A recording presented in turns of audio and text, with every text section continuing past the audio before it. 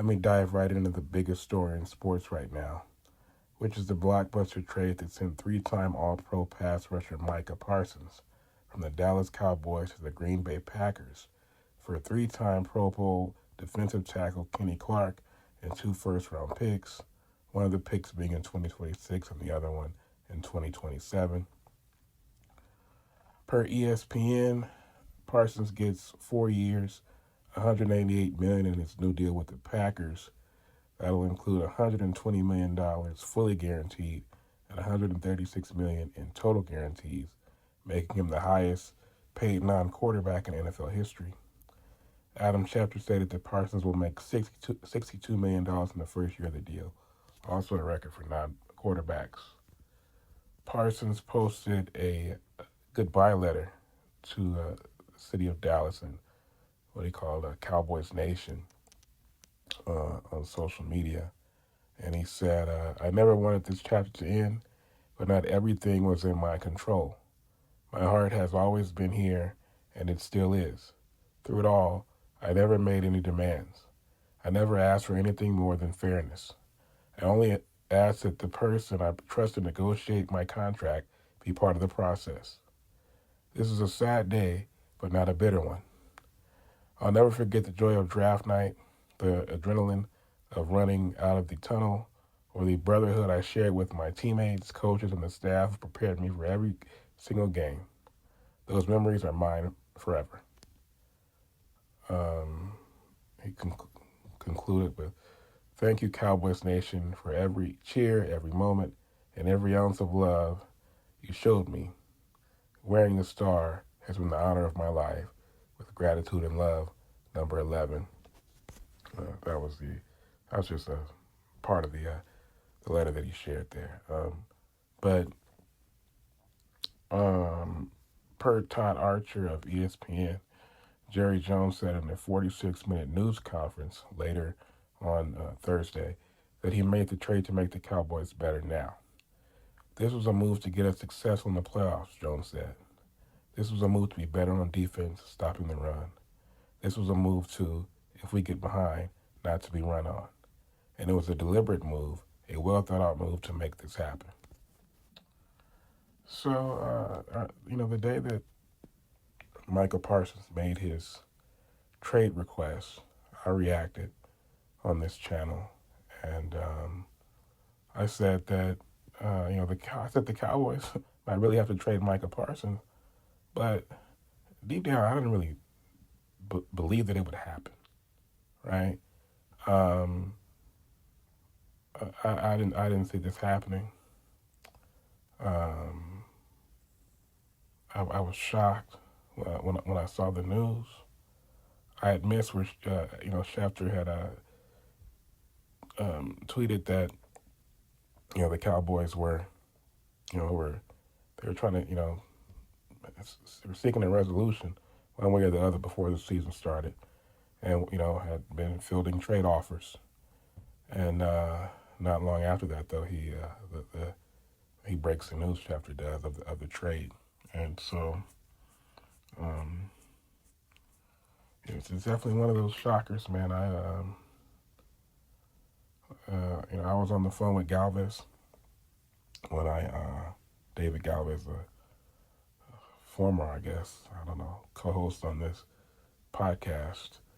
I was on the phone with him when it happened, and we just kind of went back and forth. Me personally, I feel like Parsons, he got his money, but he may regret this. The Cowboys. The Packers are, other than the Cowboys, the Packers are as big a brand as there is. They're up there with the Steelers as far as name brand. But what Jerry did with the Cowboys. At one point in time, the Cowboys, the Packers, and the Steelers were, and the Raiders also. They were like almost pretty much equals in terms of, like I said, name brand as far as NFL franchises go. But then Jerry buys a team, and of course you have that Netflix documentary that everybody's talking about right now, that tells the story. But Jerry buys the team, and he's taking the Cowboys to just another stratosphere where you really can't even group them with the those other franchises that I named anymore. And I think a big part of that is Jerry himself and how much he stays in the media.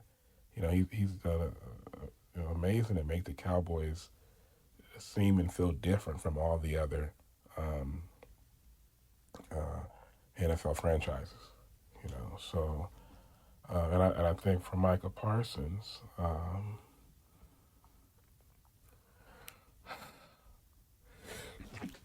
excuse me. I think for Micah Parsons, this, like I said, man, it might be something. He was playing on the biggest stage possible, and I just think it's worth more being a cowboy, man, than it is, you know, than it is playing for any other franchise, including a historic franchise with a massive, fan base that travels like the Green Bay Packers. And of course he'll be welcomed there with open arms. But there's nothing like playing for the Dallas Cowboys in the NFL.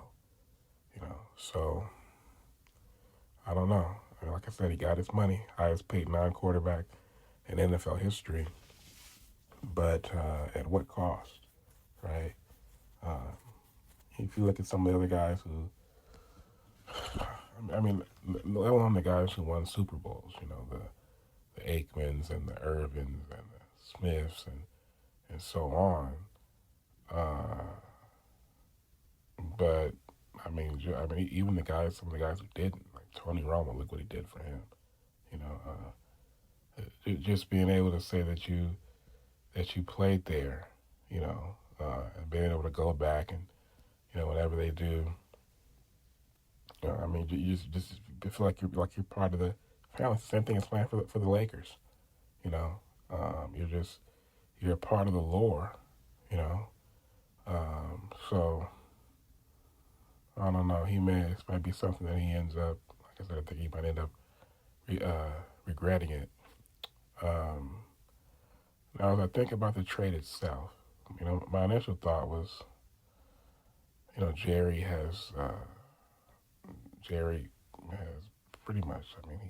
He betrayed he betrayed the Cowboy fan base with this move. Uh, and I know Cowboys fans, they will they'll continue to. I know they feel that way right now. They're heartbroken, but it could actually end up paying dividends. And I was thinking about it. I was thinking about the last team to win a Super Bowl uh, with a superstar, future Hall of Fame edge rusher like a Micah Parsons was the Broncos in 2015, right? And so I was on the phone with Galvez, and I was going backwards to find the last time to get to Von Miller, right? And I started going through the teams, and Galvez goes, I think I said, Tampa Bay. I started with Tampa Bay, right? They won in 2020. And Galvez goes, Vita Vea. And I go, well, no. I said edge rushers, right? And then Galvez said Vita Vea. He said, Aaron Donald when the Rams won the year after that. I said, no, I'm talking about edge rushers. And that made me realize, if you go back to 2019, right? Chris Jones, Kansas City, Vita Vea, and Ndamukong Suh with the Buccaneers, Aaron Donald with the Rams, Chris Jones with the Chiefs back-to-back, and then Jalen Carter, as Galvez mentioned last year, with the Eagles. So If you go back to the last five, the last six Super Bowl champions, none of them had. I mean, so like Von Miller, he played for the Rams in 2021, but I mean that wasn't really the peak Von Miller. That wasn't 2015 Von Miller, right? And he didn't play the full season with him, right?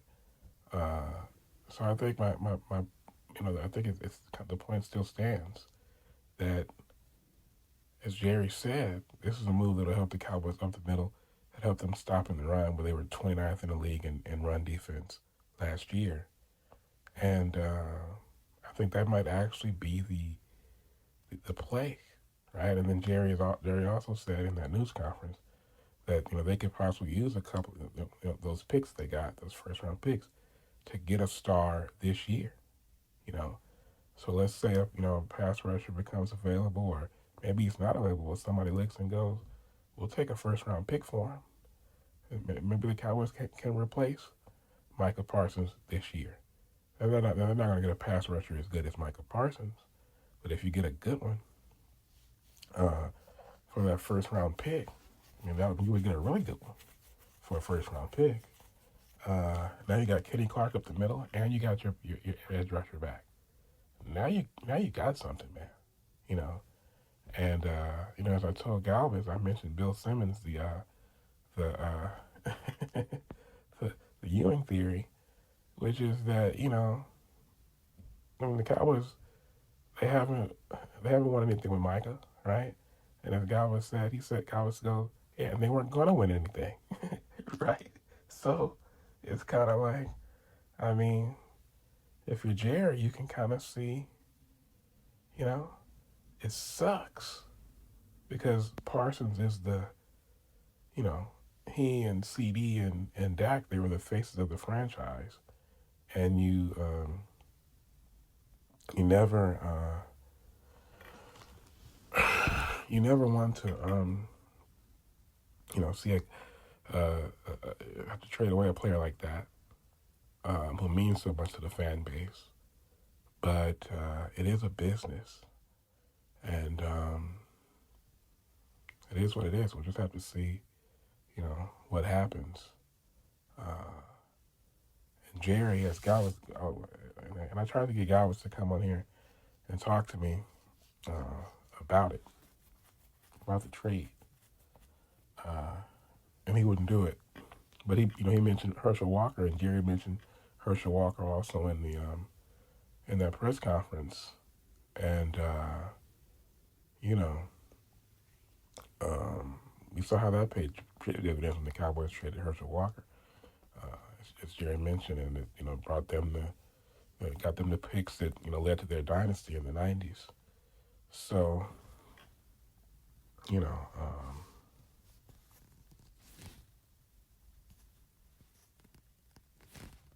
yeah, you have to. It's just one of those things where you have to take a wait and see approach. So we'll just have to see what happens. But yeah, definitely one of those. Like I said, definitely one of those. I remember where I was and what I was doing when the Cowboys traded Micah Parsons. And it's crazy that in the same year, in the span of, less than 7 months, the Packers traded, the city of Dallas lost, two of their, most beloved athletes. And, for sure, probably their two most beloved athletes, I would say. Cowboys fans, I think, are more heartbroken by this than if they were to lose Dak Prescott. So you lose Luka Doncic, and then you lose Micah Parsons in the span of 7 months. So that's tough. But we saw the Mavericks. They were able to rebound, get the number one pick, draft Cooper Flagg, and we'll see what happens with the Cowboys. And what they're able to turn those picks into. We'll just have to see.